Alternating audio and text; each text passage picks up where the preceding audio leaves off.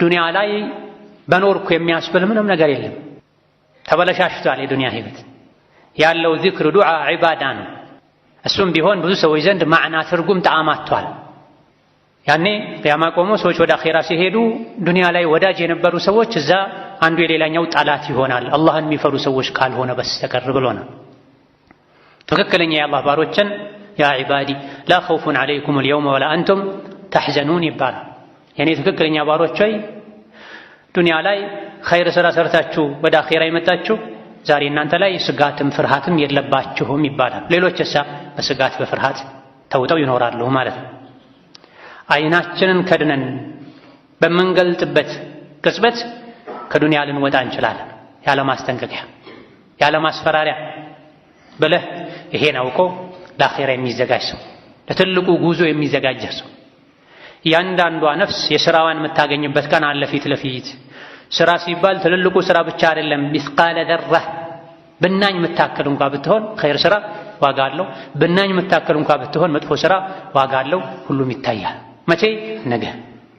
በእኛ እጅ ያለው ዛሬ ብቻ ነው። ቅድም ሐዲሱ ላይ እንደተባለው ሁለት የሚገበያዩ ሰዎች አንዱ ሊገዛ ሌላው ሊሸጥ እየተደራደሩ ሳለ ግብይታቸው ሳያልቅ ቂያማ ይቆማል፣ ዱንያ ያበቃላታል ብለዋል ነብዩ ሰለላሁ ዐለይሂ ወሰለም። ታልቦ በእጅ የተያዘ ወተት ሳይጠጣ ቂያማ ይቆማል ብለዋል ነብዩ ሰለላሁ ዐለይሂ ወሰለም። በቀደር መዳፍ ላይ ነው ያለነው። የዕለት ጉርሳችን የጎረሰን አጀላችን መንጠበቅ ምስኪን ሰዎች ነን። ድህነትን ከምንፈራው በላይ አላህን ልንፈራ፣ የዱንያን ችግር ከምንፈራው በላይ የአኺራን ችግር ልንፈራ ይገባናል። ወተቁ የውመን ቱርጀዑነ ፊህ ኢለላህ ثم توفى كل نفس ما كسبت وهم لا يظلمون ብሎናል አላህ ተባረከ ወተዓላ። ይሄ መጨረሻ አካባቢ የወረደ የቁርአን አንቀጽ ነው።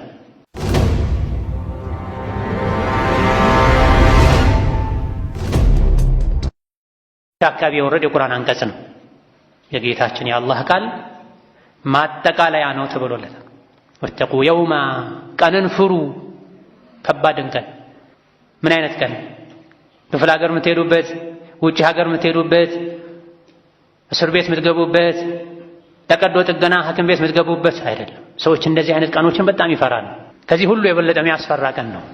ቱርጀዑነ ፊህ ኢለላህ፣ ወደ አላህ የምትመለሱበትን ቀን ፍሩ። ወደ አላህ ከተመለሰን በኋላስ ምንድን ነው ያለው? ثم توفى كل نفس፣ ወደ አላህ ከተመለሳችሁ በኋላ በዚህ ቀን ነፍስ ሁሉ ትወፋ ሙልት ተደርጎ ይሰጣታል። ማከሰበት የሰራችው ስራ። ወሁም ላ ዩظለሙን፣ በዛ ቀን የሰው ልጆች ምንም አይበደሉም። ኸይር የሰራ ኸይሩ አይጎድልበትም። ሸር የሰራ ብናኝን የምታክል ለምን አትሆንም አይቀነስለትም። አላህ ተባረከ ወተዓላ አይረሳም፣ አይበድልም። ፋል የንظሩነ ኢለ ሳዓተ አን ተእትየሁም በግተህ ፈቀድ ጃአ አሽራጡሃ። የሰው ልጆች ምን ይጠብቃሉ? የቅያማን በድንገት መምጣት እንጂ የቅያማ ምልክቶች መጥተዋል፣ ቀድመው ታይተዋል አለ አላህ ተባረከ ወተዓላ። የነቢዩ ዓለይሂ ሰላቱ ወሰላም መላክ አንዱ የቅያማ ምልክት። እኔና ቅያማ እንደዚህ ነው የተላክ ነው ብለው አመልካች ጣትና የመሃል ረጅም ጣታቸውን አቆራኝተው አሳይተዋል፣ ከፍ አድርገው ያንቀሳቀሱት።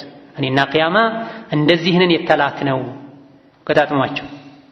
እሳቸው መላካቸው ራሱ የቅያማ ምልክት። የዱንያ ምሽት ላይ ነው ነብይ የተላኩት ዓለይሂ ሰላቱ ወሰላም። ከዐሱር እስከ መግሪብ እንዳለችው ሰዓት ናት የዱንያ ቆይታ ከነቢዩ ዓለይሂ ሰላቱ ወሰላም መላክ በኋላ። ቤት አሳምሮ የሚሰራን ሰው ሲያዩ እረ ጉዳዩ ከዚህ የፈጠነ ነው ያሉበት ሁኔታም አለ። ቤት አሳምሮ ጠንክሮ በዛ ዘመን ያው በእንጨት በጭቃ ቤት ሲሰራ ያዩትን ሰው